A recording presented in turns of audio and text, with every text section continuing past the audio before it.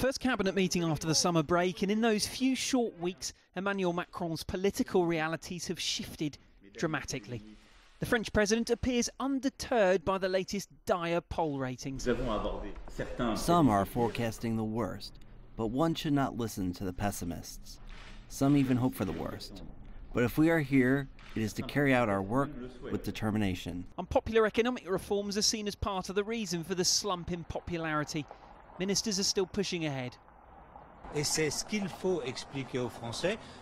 What we need to explain to the French is that we don't want to have 3.5 million unemployed people.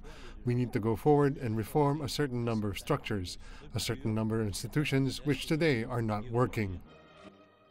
They are, though, wary of pushing their luck.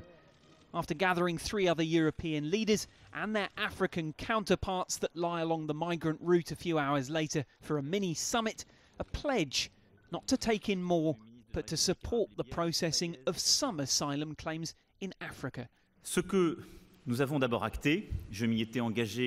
What we decided is that what I proposed at the start of the summer, to have humanitarian treatment worthy of our requirements, and to identify in zones which have been identified as safe in Niger and Chad, under the supervision of the HCR, to identify the Algerian refugees who have a right to asylum, according to the current rules, and to be able to offer them shelter as quickly as possible, and to start the asylum process on African soil.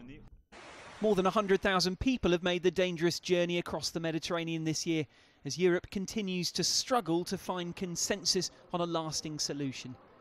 Hopes of a new willingness in Paris to drag Eastern European skeptics along are fading. The same old gripes remain. This summit came at a delicate moment for Macron, who swept to power earlier this year, promising to fix a divided Europe, but also to protect the French worker.